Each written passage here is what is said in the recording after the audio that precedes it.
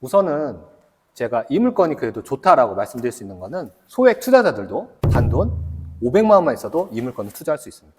아니, 잠시만. 500, 말 정정 실수하신 거 아니에요? 500만 원이라뇨. 500만 원도 네. 페이백 받을 수 있습니다.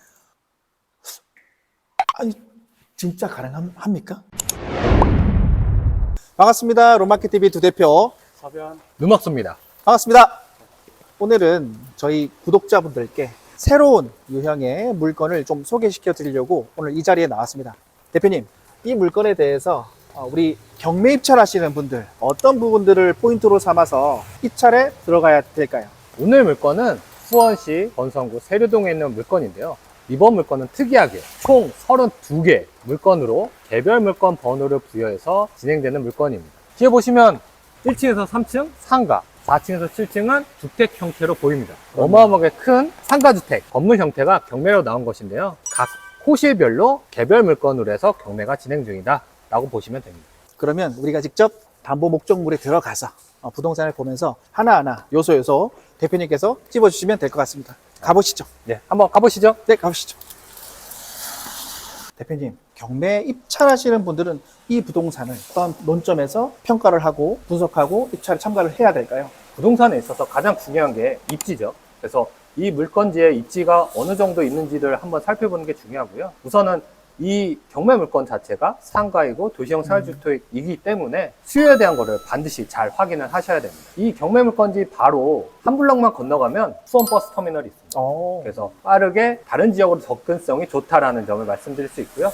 그리고 수원역은 아마 들어보셨을 수 네. 있을 텐데요. 수원역이 차로 5분 거리에 수원역이 있고요. 수원역은 GTX 신호선이 들어오고 지금도 많은 노선들로 인해서 하루 이용객이 가장 많은 역 중 하나입니다. 물건에 있어서 또 중요한 점이 요즘은 대부분 다 차를 가지고 다니시죠. 그래서 이 물건 같은 경우는 지은 지 3년밖에 안 되기 때문에 주차장이 다른 곳에 비해 잘 편리하게 돼 있고요. 한번 주차장도 살펴보러 가보시죠.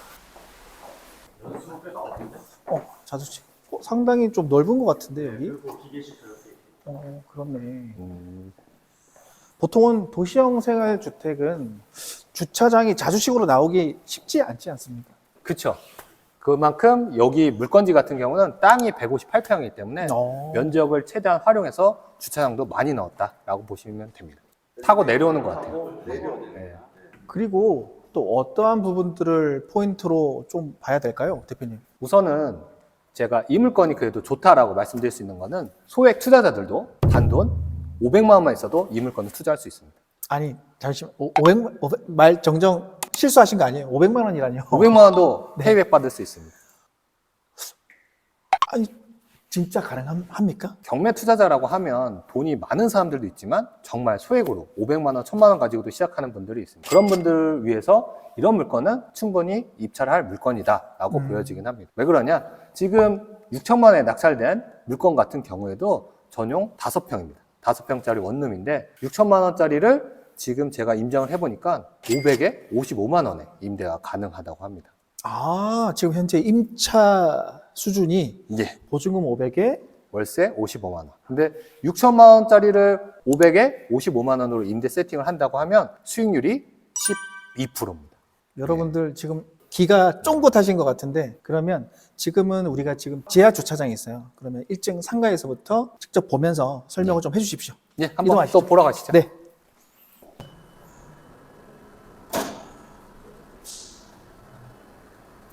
아니, 대표님, 여기에 차량 엘리베이터를 타고 우리가 한번 올라와 봤는데, 이게 뭡니까? 예. 2층에도 또 주차장이 있네요. 아니, 그러면 지하 1층과 예. 그 다음에 지상 1층에도 주차장이 있고 지상 2층에도 주차장이 있다. 그럼 총 주차 대수, 가능 대수가 몇 대인가요? 총 25대입니다. 총 25대. 예.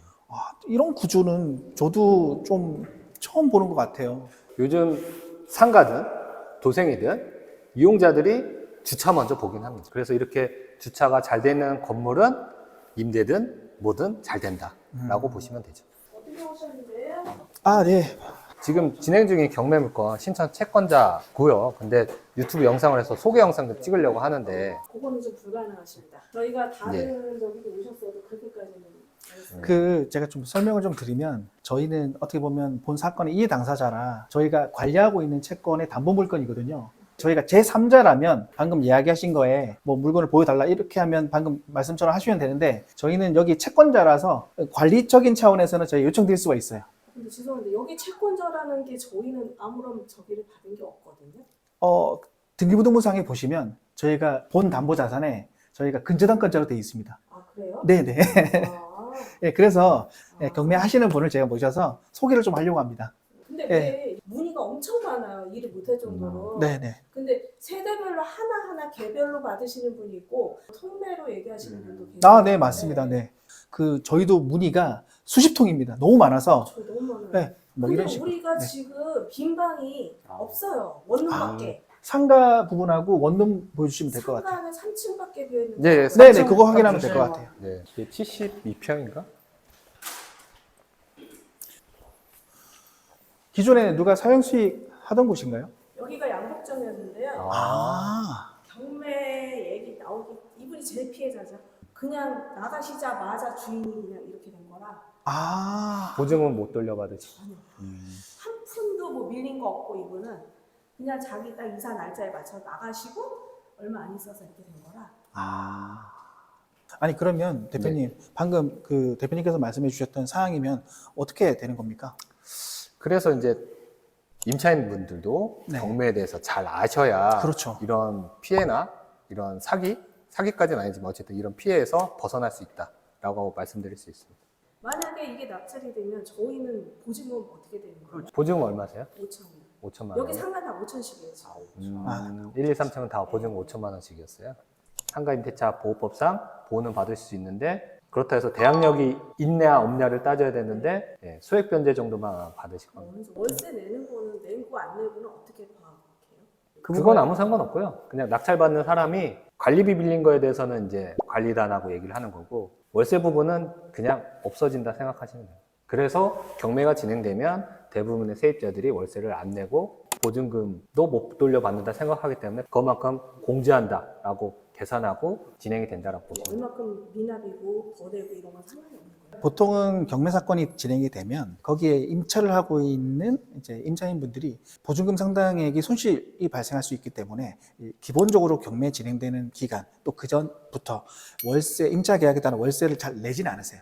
하지만 우리 채권자 국면은 좀 다르죠. 왜냐하면 최우선 면제 요건에 들어가시는 이제 선순위 채권자들이시기 때문에 그 부분에 대해서는 아까 설명하셨던 것처럼 차감이 들어가야 됩니다. 저희 입장에서는. 그러면 정확하게 그 계산을 어떻게 하느냐? 일단은 공적 기관인 법원에다가 저희가 사실관계 요청서를 접수를 합니다. 뭐 예를 들면 101호 임차인이 임차 계약이 이렇게 되어서 권리 및 배당 신고를 했는데 월세를 언제부터 내고 언제부터 미납을 했는지에 대해서 법원을 통해서 저희가 확인을 대신 해주세요라고 요청할 수가 있는 게 있습니다. 그게 사실관계 확인 요청서입니다. 그렇게 하면 법원은 이제 101호 임차인에게 연락을 해서 그러면 계좌이체 내역을 보내달라. 사실관계를 요청하게 되는 것이죠. 저희 네. 상가하고 네. 세입자들하고 똑같아요? 기준이? 네, 달라요. 상가는 또 다르다고. 다르죠. 달라요. 지금 말씀드렸던 건 상가임대차 보호법상 말씀드렸던 거고 주택은 조금 더 임차인 보호가 좀 더 강화되어 그 있긴 합니다. 선순위 보증금이 세입자들 공제하고 그다음에 상가 들어가는 거예요? 최우선 순위가 먼저고 그 다음에 이제 등기부상 근저당 날짜랑 이제 전입하신 날짜랑 있을 거잖아요. 그래서 그거랑 비교해서 선순위부터 받아가죠. 최선순위 대상은 아니지만 우선순위 대상은 되신다. 뭐 이렇게 정리할 네. 수가 있겠네요. 저렴한 50%. 지금 보면 3층 상가가 전용 한 72평 정도 됩니다. 그래서 되게 넓은 상태고 기존에 양복점이 있었다라고 해서 보면은 가벽 형태로 일부분이 남아있긴 한데요. 근데 이 부분은 매수자 분께서 가벽이기 때문에 철거해서 다르게 구획을 해서 인테리어를 할 수 있다라고 보여지고요. 제가 봤을 때는 뭐 조금 더 조사를 해봐야겠지만 여기 같은 경우는 그래도 입지 환경이 좋기 때문에 3층이라서 음식점 이런 형태는 들어오기 어렵겠지만 일반 사무실 수요는 이렇게 구획된 대로 잘 활용해서 살린다고 하면 소형 사무실로는 충분히 메리트는 있을 걸로 보여집니다. 한번 올라가 보시죠. 네. 주택도 한번 보러 가보시죠.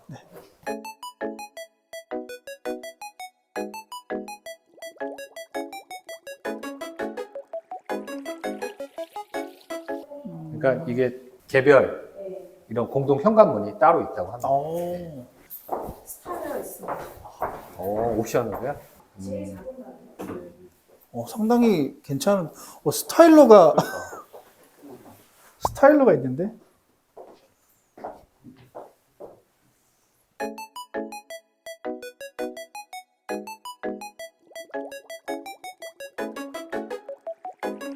대표님, 저희가 주거용 원룸을 한번 둘러봤는데 시설은 상당히 괜찮은 것 같아요. 그러면 저번에도 여쭤본 것처럼 경매 국면에서 낙찰가율과 투자자분들의 수익 계산 디테일하게 어떻게 하시는지 너무 궁금해하실 거예요. 그래서 구독자분들께 한번 선물을 또 해주시죠. 이제 지금 전용 5평 정도의 원룸 보시면 TV도 있고 냉장고도 있고 비싼 스타일러까지 있고 스타일러까지 있어요. 에어컨도 있습니다. 이렇게 풀옵션 형태로 되어 있는 원룸 형태라서 월세를 55만 원 받을 수 있다고 들었고요. 경매 입주자라면 적어도 6천만 원에 지금 낙찰된 건이 있기 때문에 그거보다는 조금 더 싸게, 그리고 월세 수익률이 워낙 좋기 때문에 5,500만 원보다 조금 더 높게 5천만 원 후반대 정도의 낙찰가를 산정한다고 하면 수익률이 압도적으로 좋습니다. 그럼 낙찰가율은 몇 프로 정도 될까요? 그러면 제가 낙찰가율보다는 네. 항상 시세보다 얼마만큼 싸게 사냐, 그리고 상가든 도생이든 임대 목적으로 투자를 한다고 하면 수익률이 얼마나 좋을지를 따져보긴 합니다. 그래서 이거 같은 경우는 제가 대충 따져봐도 500에 55만 원으로 임대를 준다고 하면 수익률이 한 13% 됩니다. 13%. 예.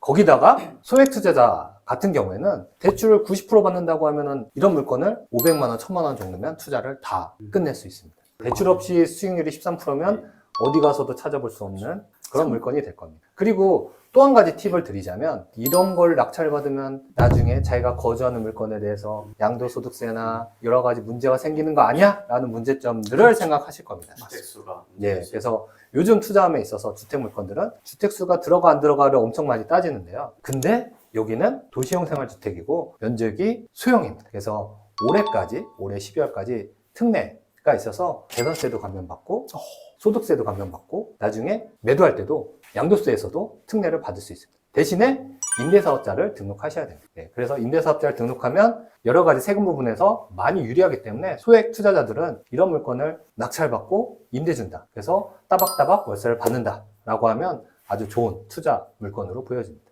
오늘 대표님 이야기를 들으니까 속이 다 시원해지는 것 같아요. 아니, 경매하시는 분들은 필히 오늘 영상을 꼭 보셔서 어떻게 수익 계산을 하고 어떻게 입찰을 보는지에 대해서 면밀하게 알 수 있는 좋은 선물과도 같은 그런 영상이 될 것 같아요. 마지막으로 우리 구독자분들께 총평 한번 부탁드리겠습니다. 네, 개별 물건으로는 주택 같은 경우에는 충분히 수익률로 접근하는 게 아주 매력적인 물건이다 라고 말씀드릴 수 있고요. 상가 부분은 어느 정도 인테리어적인 요소를 가미해서 사업적으로 풀 수 있는 사람들이 입찰한다면 아주 좋은 물건입니다. 그리고 추가로 땅이나 건물 형태로도 한번 말씀드려보면, 여기 주변 건물을 보시면 이거보다 높은 건물이 거의 없습니다. 지금 이 158평을 토지 가치로만 환산하면 원래는 여기가 4차선 변이기 때문에 부동산 경기가 좋을 때는 최소 1500에서 1500 후반까지도 갈 수 있겠지만, 지금 최소 기준으로만 잡아도 최소 평당 1200은 합니다. 그리고 건물 형태도 이게 총 590평이더라고요.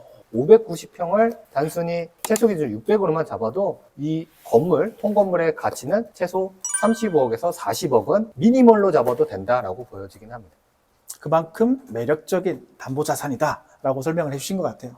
그리고 변호사님, 채권자의 입장에서 경매 입찰 보시는 분들이 우리 채권자하고도 뭔가 거래를 하거나 NPL을 활용할 수 있는 방법들이 없을까요? 네, 꼭 법원에 입찰하는 것 외에도 네. 채권 자체를 매입한다든지 또는 사후정산 방식으로 매입하는 방식으로 있을 수 있을 것 같습니다. 더 자세한 부분은 연락 주시면 저희가 답변 드리도록 하겠습니다. 자, 오늘 롯마켓TV 두 대표 서변 누먹수였습니다. 감사합니다. 고맙습니다.